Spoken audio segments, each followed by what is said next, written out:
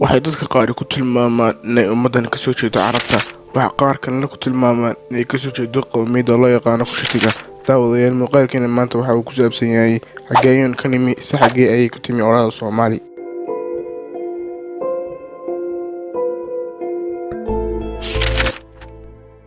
daawada waxa hubaal in ummad walba dunida joogta ay jirto meel ay ka soo hana qaaday, sidaas oo tahay ummadda Soomaalida waxa jirta meel ay ka soo hana qaaday. dabcan ummadaha dhow waxa dhalay awgeen aadan taa marka laga yimaado marjac labaad ay ummad ka soo taranta waa awoowayaashoodii hore.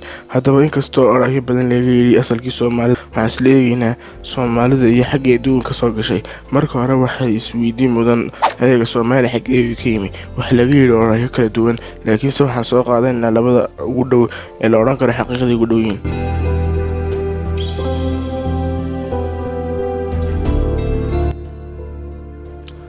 ereyga Soomaali waxa uu qaysamaa laba qaybood oo ah so iyo maal.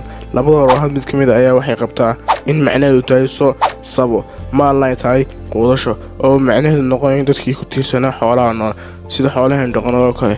taasaan la oran karo xaqiiqada ay u dhowdahay, maxaa yeelay inagu badanaa bulshada waa xoolo dhaqato oo xoolo ay ku tiirsan tahay. orada kale ayaa so ku macnaynaysa hilib, maalna ku macnaynaysa quudasho oo macnaheedu noqonayo dadkii ku noolaa hilibka.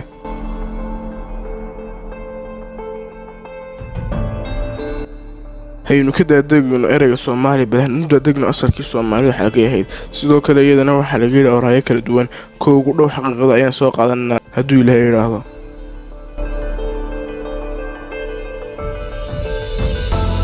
oraahda koowaad waxay oranaysaa inay Soomaalidu ka yimaadeen Carab, sababtoo ah muuqaalka guud ee dadka Soomaalida oo ay isku yihiin iyo diinta Islaamka ay dadku aaminsan yihiin. waxaa jira cadeymo kale oo cadeynaya inay Soomaalidu ka timi Carab, sida carabtii soo hijrootay ee timid dhulka Soomaalida qarnigii 9aad ilaa kii 12aad ayaa waxay isdhex galeen bulshadii halkaa deganeyd oo ay iska guursadeen, waana sababta la yiraahdo Soomaalidu waxay ka timaadeen Carab isdhexgalka bulshada darteed. oraahda labaad ayaa oranaysa in odayaashii hore ee soo qaaday diinta Islaamka ee keenay qaaradda Afrika ayaa ahaa awoowayaashii hore ee Soomaalida. oraahda saddexaadna waxay noqonaysaa in luqadda Kushitiga ee aan ku hadalno darteed ay Soomaalidu ka timaaday dadka loo yaqaan Kushitiga, waxaana ka mid dadka Kushitiga Oromo, Afro, Bool iyo kuwa kale oo fara badan.